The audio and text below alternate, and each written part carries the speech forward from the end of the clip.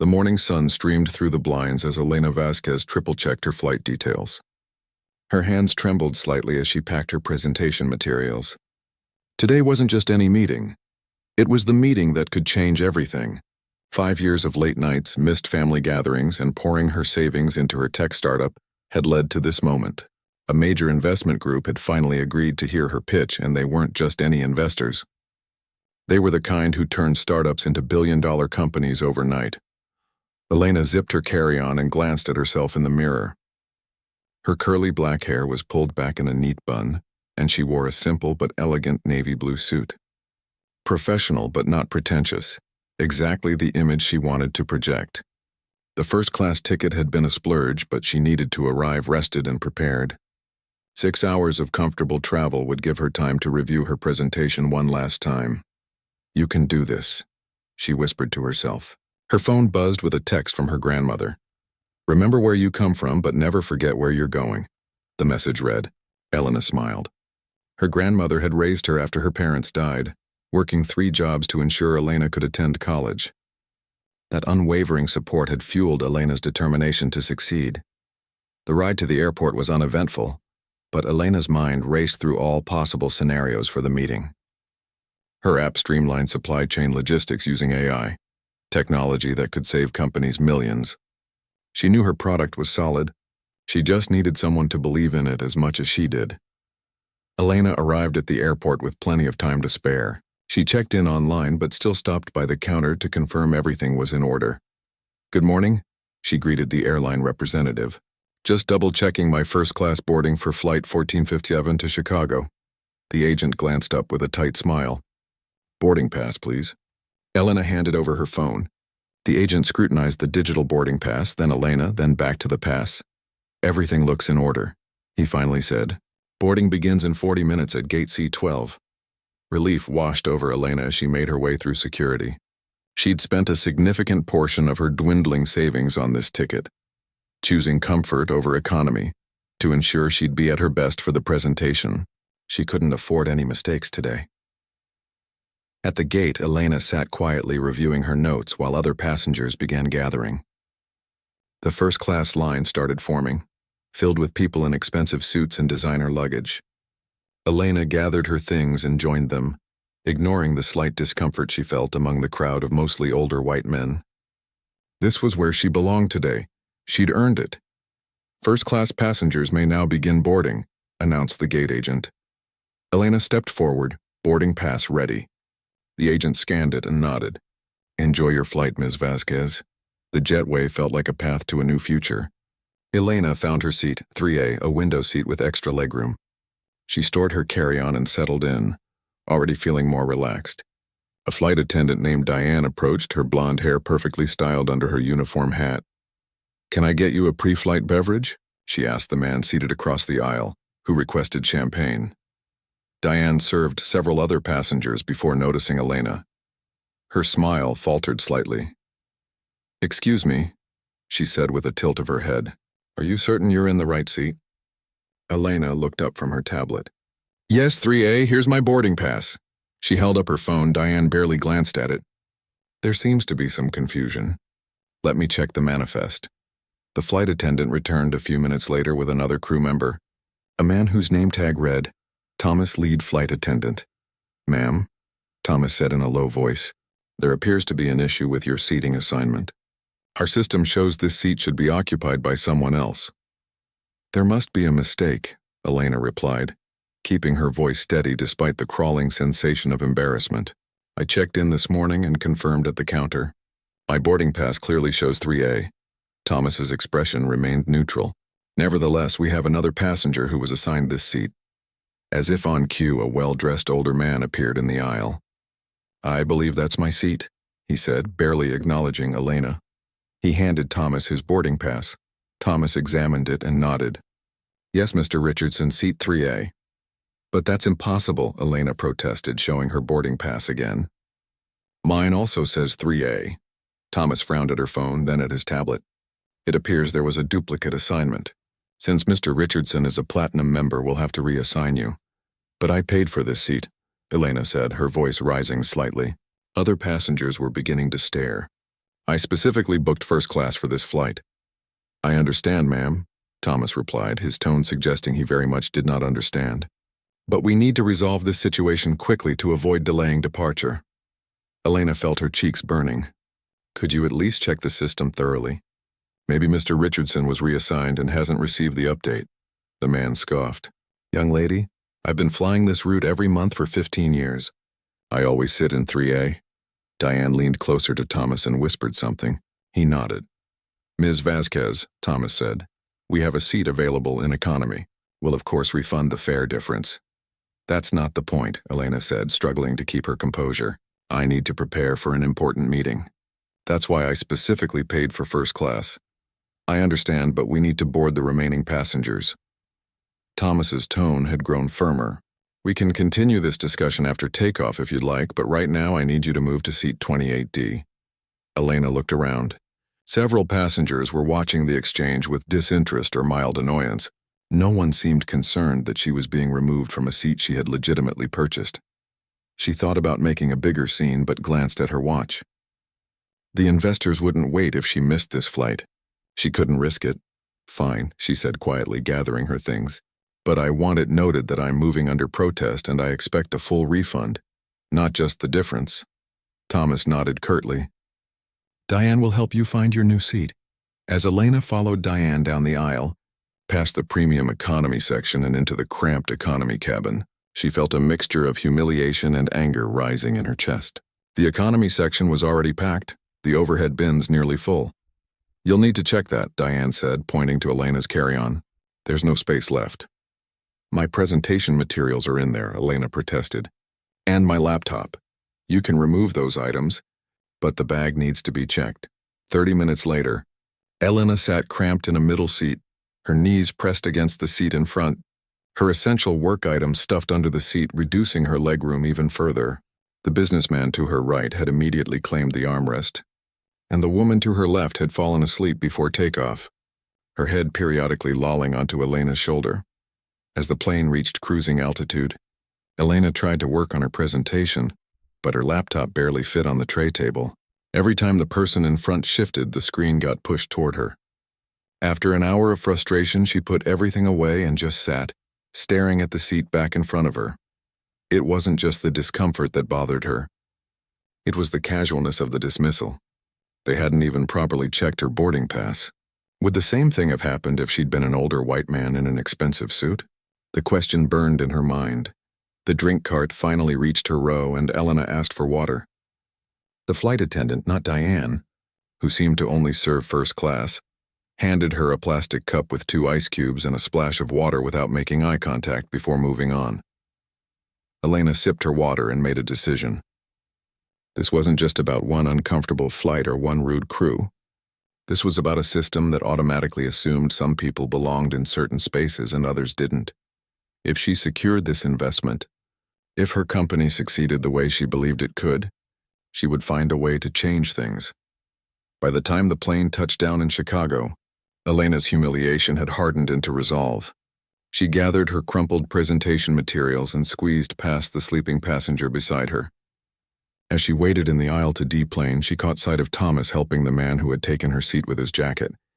"Enjoy your stay in Chicago, Mr. Richardson," Thomas said warmly. "We look forward to seeing you on the return flight." Elena's eyes met Thomas's for a brief moment. He quickly looked away, but not before she caught a flicker of recognition, and perhaps a touch of shame. Outside the gate, Elena stopped to smooth her wrinkled suit and fix her hair, which had come undone from its neat bun during the uncomfortable flight. Despite everything, she still had 40 minutes to reach her meeting. It was still possible to salvage this day. As she headed toward the taxi stand, Elena made a silent promise to herself. Someday she would return to this airport under very different circumstances, and when that day came, she would remember exactly how it felt to be deemed unworthy of a seat she had rightfully purchased. Little did anyone know that this moment of injustice would spark a transformation that would not just change Elena's life, but shake an entire industry to its core. Elena arrived at the Lakeshore Tower with 10 minutes to spare. She ducked into the restroom to freshen up, splashing cold water on her face and reapplying her lipstick. The mirror reflected back a woman determined not to. Let a bad flight derail the opportunity of a lifetime. Focus on what matters, she whispered to herself. The receptionist at Torres Investment Group led her to a conference room where 4 people sat around a gleaming table. A silver-haired man rose to greet her. Ms. Vasquez, I'm Philip Torres. These are my colleagues. He introduced the others, 2 men and a woman, all wearing expressions that revealed nothing about what they thought of her. Thank you for meeting with me, Elena said, shaking each person's hand firmly. I appreciate your time. We've reviewed your materials, said Torres, gesturing for her to sit. Your technology is intriguing, but we have concerns about scalability. Elena nodded, having anticipated this objection. That's exactly what I'd like to address today. For the next hour, Elena walked them through her presentation. Despite her rumpled appearance and the lingering frustration from the flight, she spoke with clarity and passion. Her supply chain management platform wasn't just another app, it was a complete reimagining of how goods moved around the world. Our algorithms reduce shipping times by an average of 27% while cutting costs by nearly a third, she explained. The pilot program with Rivera Manufacturing proved the concept works. Now we need investment to scale. When she finished, the room fell silent. Torres leaned back in his chair, fingers steepled under his chin. You're asking for $12 million, he said finally. That's a substantial investment. Elena met his gaze. I'm offering a substantial return. The woman beside Torres, Vivian Chen, head of their tech portfolio, spoke up. Your background isn't in logistics. How did you develop this solution? My parents ran a small import business before they died, Elena replied. I grew up watching them struggle with inefficient systems. In college, I studied computer science but kept thinking about those problems. This platform combines my technical skills with real-world needs I understand personally. Chen nodded, seemingly satisfied with the answer. Torres glanced at his colleagues, then back at Elena. We'll need to conduct due diligence, of course. Technical audits, market analysis, the usual process. Of course, Elena agreed, her heart pounding. This wasn't a no. If everything checks out, Torres continued, we might consider an initial investment of $6 million, with the remaining 6 contingent on performance metrics over the first year. It wasn't the full amount, but it was enough to get started. Elena managed to keep her expression professional despite wanting to leap across the table and hug everyone. That sounds reasonable, she said. When might I expect to hear your final decision? 3 weeks, Torres replied, standing to signal the meeting was over. Perhaps 4. We'll be in touch. Outside the building, Elena finally allowed herself a moment of pure joy. She pumped her fist in the air, earning strange looks from passers-by that she couldn't care less about.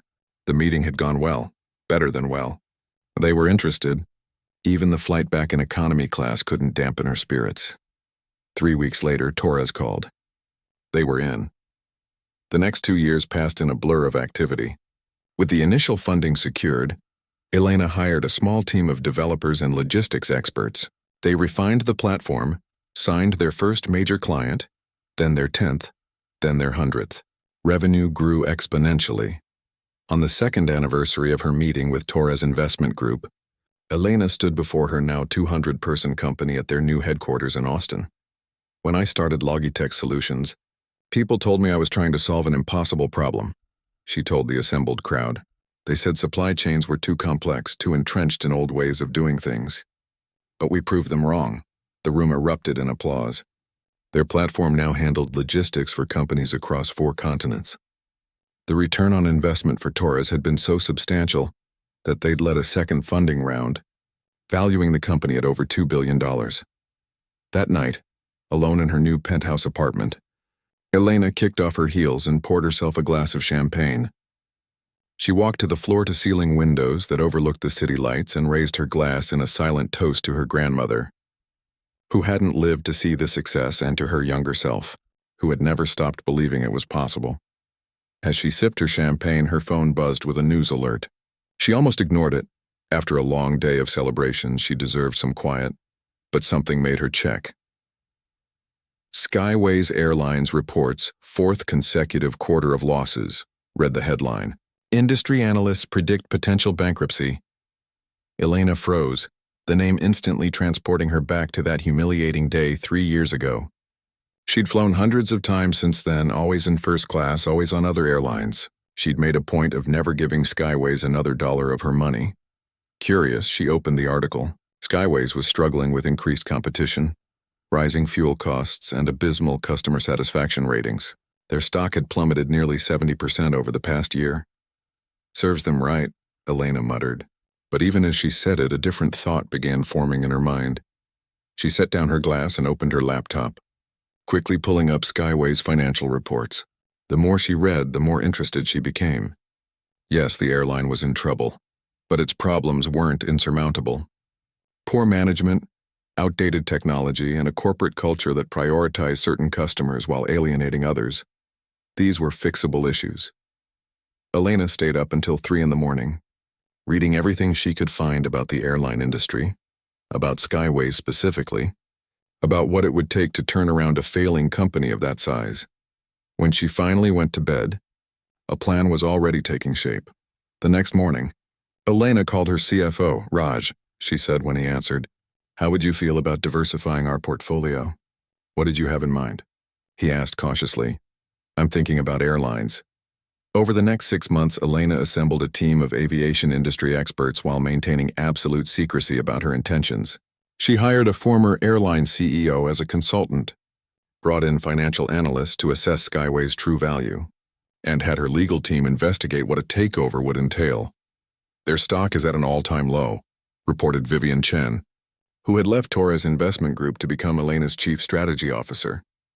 "But a controlling interest would still cost nearly $1 billion. "I'm aware," Elena replied calmly. Chen raised an eyebrow. "This is about more than business, isn't it?" Elena hesitated, then decided on honesty. 3 years ago, I flew Skyways to our first meeting with Torres. I had a first-class ticket, but they bumped me to economy without even checking my boarding pass properly. They just looked at me and decided I didn't belong there. "And now you want to buy the whole airline?" Chen smiled. "That's what I call a power move." "It's not just about revenge," Elena insisted. "Skyways has potential. Their routes are valuable. Their fleet is decent. With better management and the right technology, we could transform it, and it wouldn't hurt to see the look on their faces when they realize the woman they bumped to economy now owns the company," Chen added. Elena smiled. "That would be a bonus." As Logitech continued to thrive, Elena quietly began acquiring Skyway stock through various investment vehicles to avoid drawing attention. By the time anyone noticed what was happening, she had already secured 15% of the company. The business press started asking questions. Who was buying up Skyway's shares? Was a takeover imminent? The airline's executives, who had dismissed the initial stock purchases, now began to worry.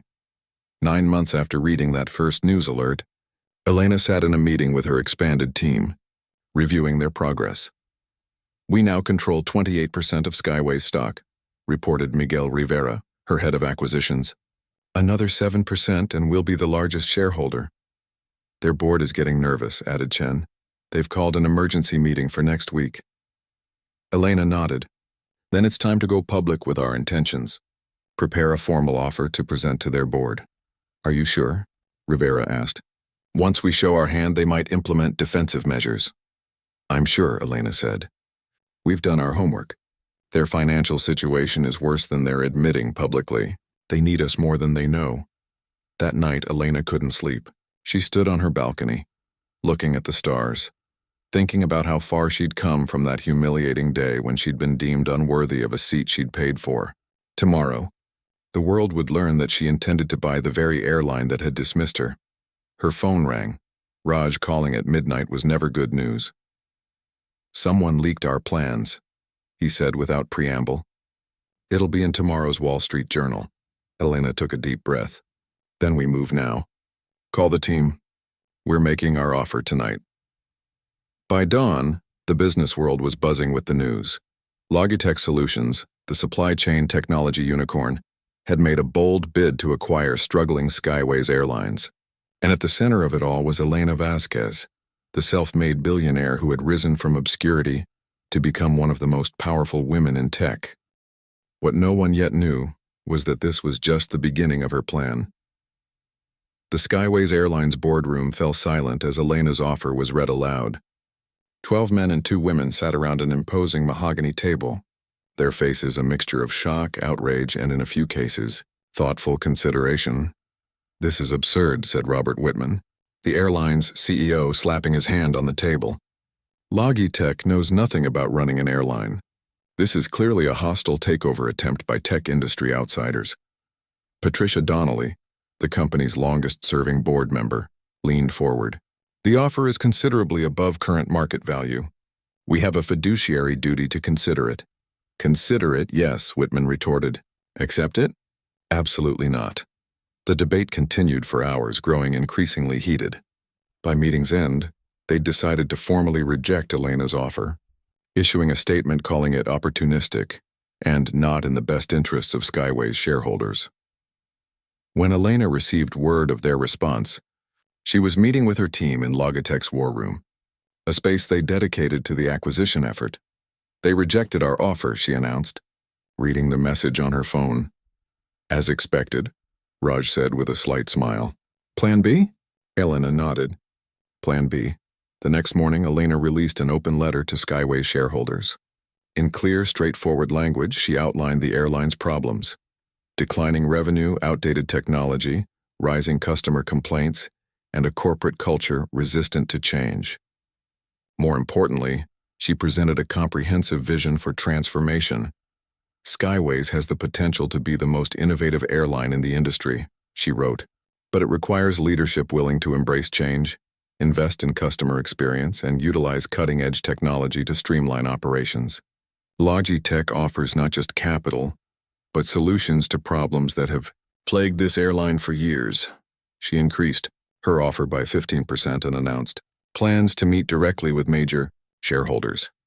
The letter made headlines across business news. Skyway's stock jumped 20% on speculation, and financial analysts began predicting that a takeover was inevitable. Whitman fought back, giving interviews where he questioned Elena's expertise and motives. "Running an airline isn't like running a tech startup," he told Business Daily. "Ms. Vasquez doesn't understand the complexities of our industry." Elena refused to engage in a public argument. Instead, she focused on meeting with institutional investors who controlled large blocks of Skyway's stock. In private conference rooms across the country, she presented detailed plans for modernizing the airline's operations, improving customer experience, and ultimately, increasing profitability. "Your technology helped Rivera Manufacturing reduce costs by 30%, said Anthony Zhang, representing a fund that owned 6% of Skyways. "Could you really do the same for an airline?" "The principles are the same," Elena explained. "Our logistics platform can optimize everything from fuel usage to crew scheduling. We've already modeled potential savings of at least 22% in operational costs." One by one, the large shareholders began signaling support for Elena's vision. Publicly, they remained non-committal, but privately, many told her they were impressed with her detailed plans and disappointed with current management's inability to adapt to changing market conditions. After 3 weeks of intensive meetings, Elena received a call from Donnelly, the senior board member. "The board would like to meet with you," she said, her tone carefully neutral, "to discuss your proposal in more detail." Elena knew this was a significant shift. "I'd be happy to meet," she replied. "When did you have in mind?" "Tomorrow morning, 9 o'clock. The next day, Elena and her team arrived at Skyway's headquarters 15 minutes early. As they waited in the reception area, Elena noticed a familiar face walking through the lobby. Thomas, the flight attendant who had removed her from her first-class seat years ago. He didn't recognize her, of course. Back then, she'd been just another passenger to dismiss. Now her photo had been in every business publication for weeks. The board meeting lasted 5 hours. Elena presented her full vision for the airline, answering tough questions about her experience, her plans for existing staff, and her long-term strategy. She was honest about the challenges and clear about the changes needed. "Many of your employees are dedicated professionals who simply haven't been given the tools or culture to excel," she told them. "I don't plan to clean house. I plan to build a better house around the talent you already have." By meeting's end, the board remained divided, but Elena could sense the momentum shifting in her favor. 2 days later, a major pension fund that controlled 8% of Skyway's stock publicly announced support for Elena's bid. Within hours, 2 more institutional investors followed suit. The tide was turning. Whitman made a last-ditch effort to save his position, announcing a restructuring plan that borrowed heavily from Elena's proposals. But it was too little, too late. The market had already decided that fresh leadership was needed.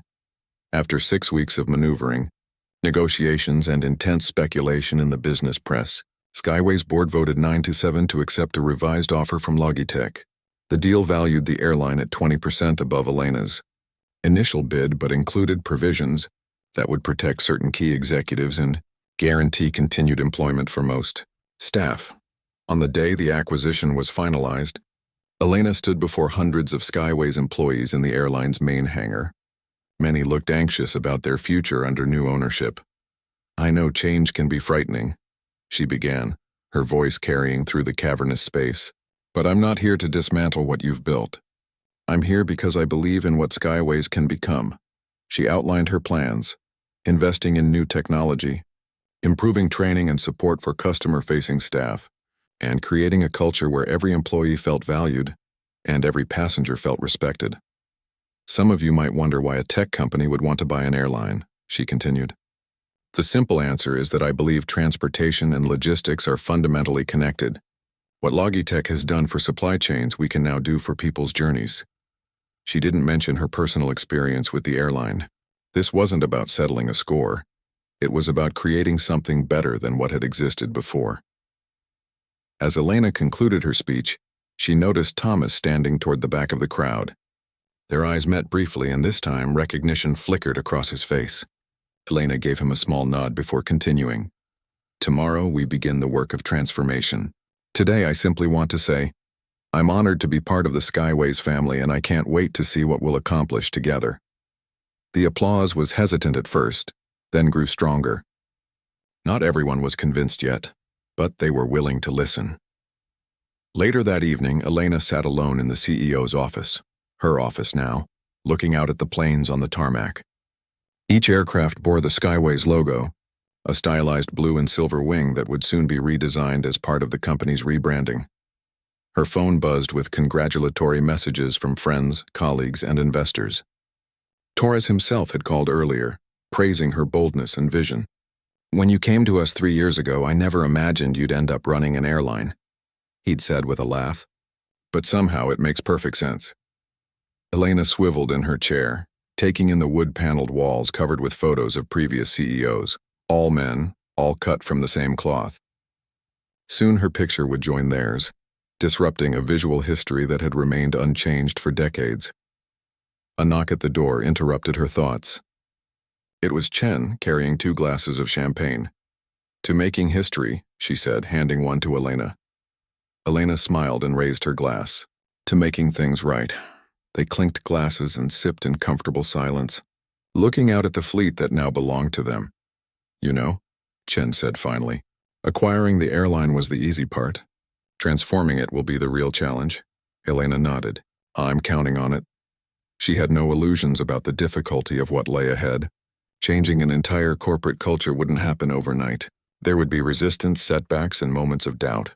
But as she looked at the planes gleaming in the evening sun, she felt nothing but determination. This wasn't the end of her journey. It was just the beginning of a new chapter. "First thing tomorrow," she said, setting down her glass, "I want to meet with the customer experience team. It's time they understood that every passenger deserves respect, regardless of how they look or where they come from." Chen raised an eyebrow. "Starting with the real reason you bought this airline?" Elena shook her head. "Starting with the reason this airline needed to be bought. Now let's get to work. We have a company to transform." Elena's first 6 months as CEO of Skyways were the hardest of her career. She worked 16-hour days, dividing her time between Logitech and the airline while trying to integrate the 2 companies' operations. She faced resistance from entrenched executives who viewed her as an outsider, skepticism from industry analysts who questioned her experience, and the enormous challenge of changing a corporate culture that had been set in its ways for decades. On a rainy Tuesday morning, she sat in on a flight attendant training session, observing from the back of the room. The trainer, a 20-year veteran named Beverly, was reviewing the airline's first-class service protocols. Remember, our Platinum and Diamond members should always be addressed by name, Beverly instructed. These are our most valued customers and they expect personalized service. Elena raised her hand. The room fell silent as everyone turned to look at the CEO. I have a question, Elena said. What makes a passenger valuable? Beverly blinked in surprise. Well, their loyalty tier, of course. Frequency of travel, annual spend. So a passenger's value is determined solely by how much money they spend with us? That's how the industry works, Beverly replied hesitantly. Elena stood and walked to the front of the room. From today, that's not how Skyways works. Every passenger who chooses our airline is valuable.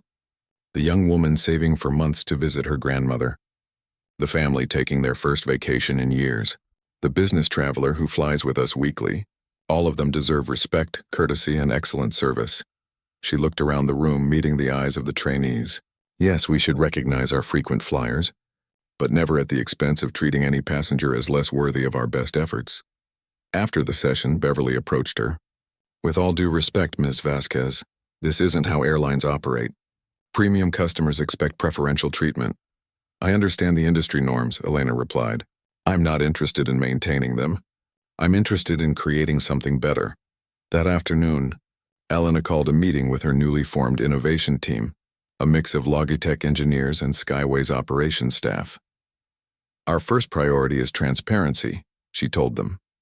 Too many passenger frustrations come from not knowing what's happening or why decisions are made.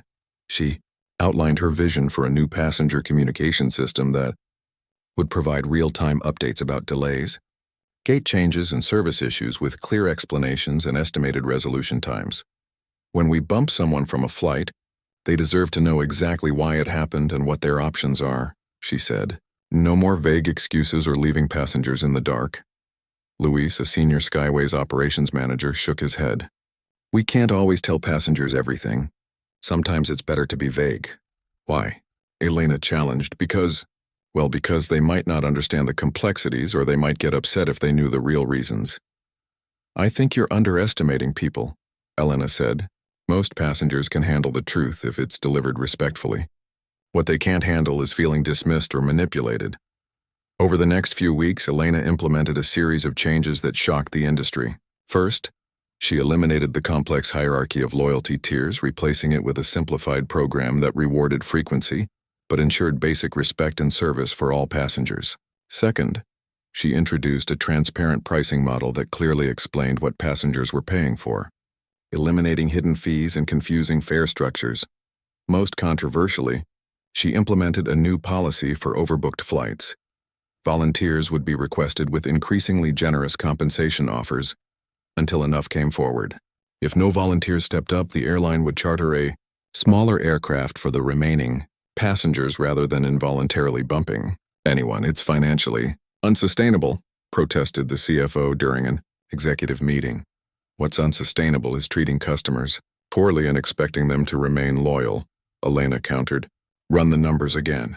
Factor in the lifetime value of a passenger who feels respected versus one who feels mistreated. Not all her initiatives were customer-facing. Elena also revamped employee training, compensation, and support systems. Flight attendants received mental health resources and improved rest periods. Gate agents got enhanced decision-making authority to resolve passenger issues on the spot without escalation.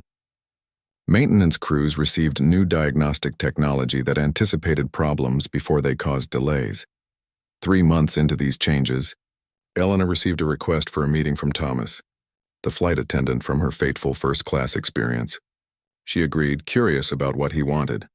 Thomas entered her office nervously, clearly uncomfortable to be face-to-face with the CEO. Thank you for seeing me. Ms. Vasquez, he began, not quite meeting her eyes. I wanted to talk to you about the new training program. What are your thoughts on it? Elena asked. It's different, he admitted. At first I thought it was naive, impractical, but I've been testing the new approaches on my flights and... He paused, seeming to struggle with his next words. It's working. Passengers are happier. The cabin feels different. Elena nodded, encouraging him to continue. But that's not why I'm here, Thomas said, finally looking directly at her. I'm here because I owe you an apology. I didn't recognize you at first, but when you gave that speech in the hangar, Something clicked. "You were the passenger I bumped from first class 3 years ago. You remember that?" Elena asked, keeping her voice neutral. "Not specifically, no. I've bumped many passengers," he admitted, his cheeks flushing with shame. "But after your speech, I looked up your background.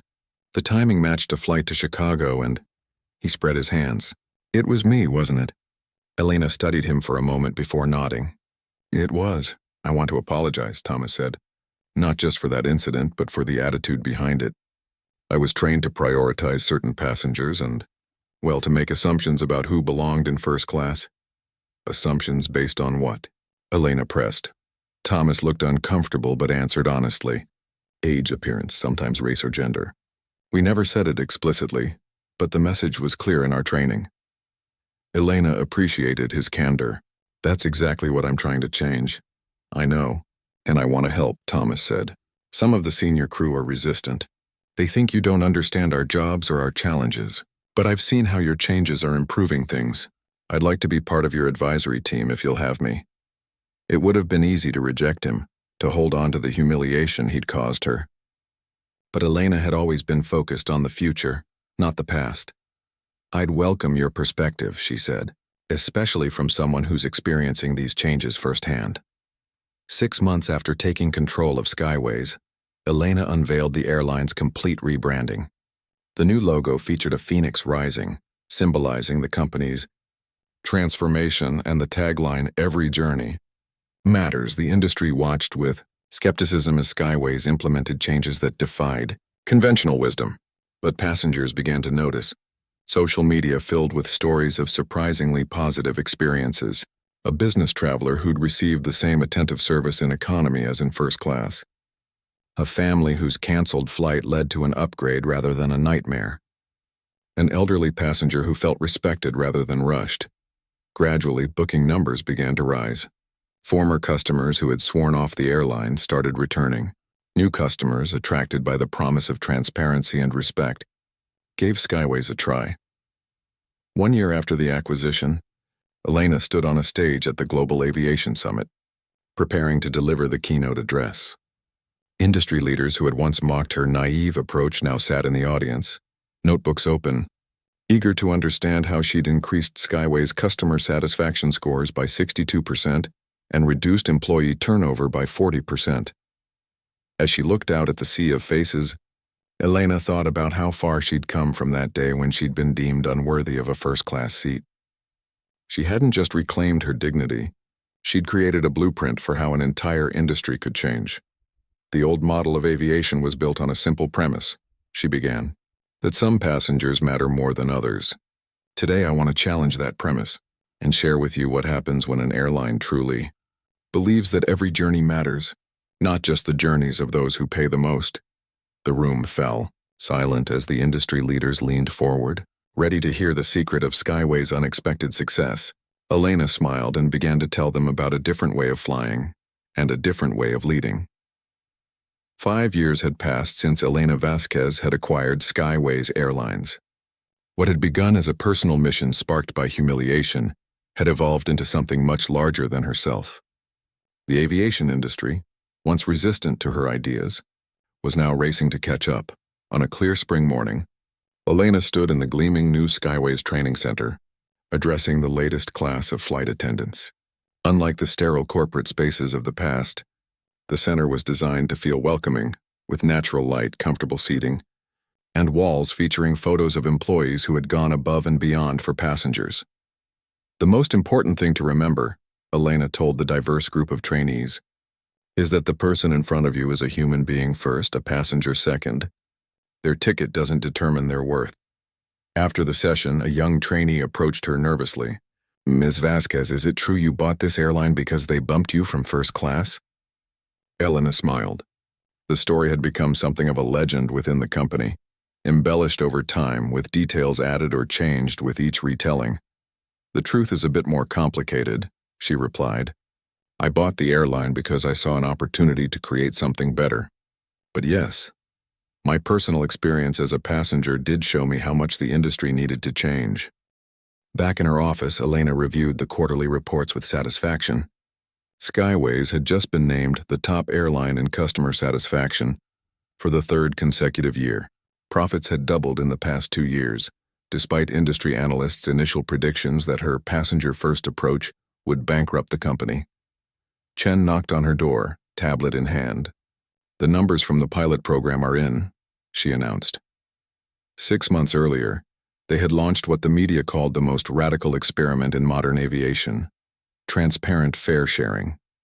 Passengers could see exactly how their ticket price was allocated, how much went to fuel, crew salaries, aircraft maintenance, airport fees, and company profit. More controversially, they had implemented a program where economy passengers could choose to pay slightly more to improve crew wages and working conditions. 87% of passengers opted to pay extra for better crew conditions, Chen reported. Average increase $15 per ticket. "What did I tell you?" Elena said. "People are willing to contribute to a system they believe is fair and transparent." The experiment had been met with ridicule from competitors. "Passengers want the lowest fare, period," the CEO of a rival airline had declared on a business news program. "They don't care about crew wages or transparency." Elena had proven him wrong, just as she'd proven wrong those who said passengers would abuse a more flexible refund policy, or that eliminating overbooking would destroy margins, or that investing in staff well-being was a waste of resources. "The board wants to expand the program to all routes," Chen continued. "They're calling it a game changer." "It's just common sense," Elena replied.